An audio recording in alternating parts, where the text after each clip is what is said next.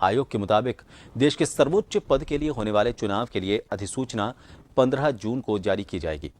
नामांकन की आखिरी तारीख 29 जून तय की गई है। नामांकन पत्रों की जांच 30 जून को निर्धारित की गई है। उम्मीदवार अपना नामांकन 2 जुलाई तक वापस ले सकेंगे। राष्ट्रपति का चुनाव 18 जुलाई को होगा और इसके नतीजे भी 3 दिन बाद यानी कि 21 जुलाई को आएंगे।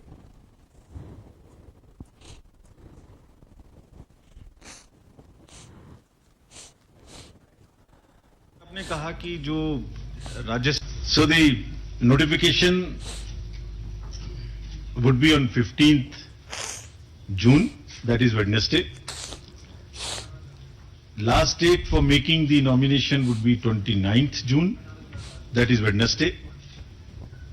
Date for scrutiny of nominations would be 30th June, that is Thursday.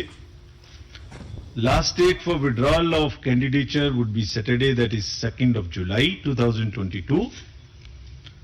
And date on which a poll shall, if necessary, be taken is 18th of July 2022, that happens to be Monday. Thereafter we collect all the ballot boxes and bring it back to Delhi. And date on which counting, if required, shall be taken and result declared, that would be 21/7/2022. Well in advance,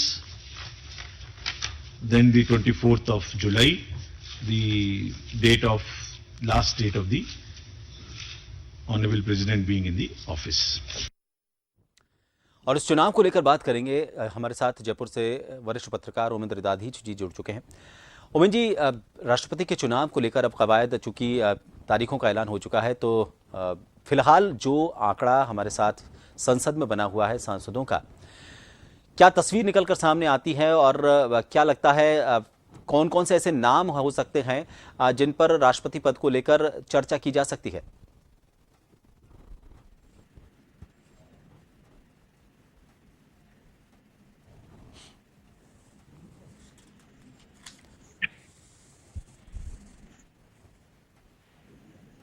मैं प्रभाष जी यहाँ बताना चाहूंगा कि देश को 21 जून को नया राष्ट्रपति मिल जाएगा और देश की निगाहें इस बात पर टिकी हुई है कि देश का नया राष्ट्रपति कौन होगा।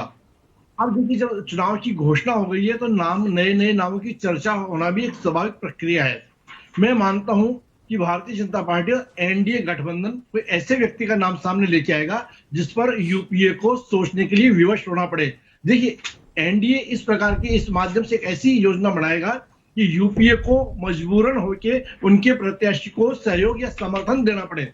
इस समय जैसे कि कई नाम आएंगे, लेकिन संभावित नाम एक ऐसा भी हो सकता है जिसको लेके यह माना जा सकता है कि इस नाम के माध्यम से एनडीए देश में और विदेश में एक ऐसा संदेश देना चाहेगा कि ये बताना चाहेगा कि भारत की जनता भारतीयता में एक ऐसा बड़ा संदेश देने की कोशिश होगी जिससे अन्य देशों को भी सोचने के लिए मजबूर होना पड़े।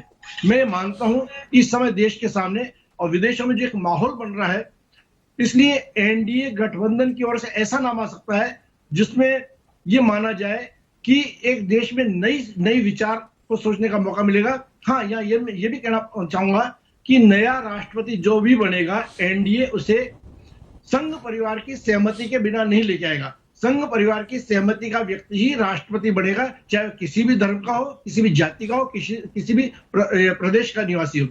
अब यह देखने वाली बात यह है कि अभी जो वर्तमान राष्ट्रपति हैं वो यूपी के हैं और यूपी एक बड़ा प्रदेश होने के नाते कोई इस संभावना को मना नहीं किया जा सकता, इनकार नहीं किया जा सकता कि अगला राष्ट्रपति भी यूपी से हो।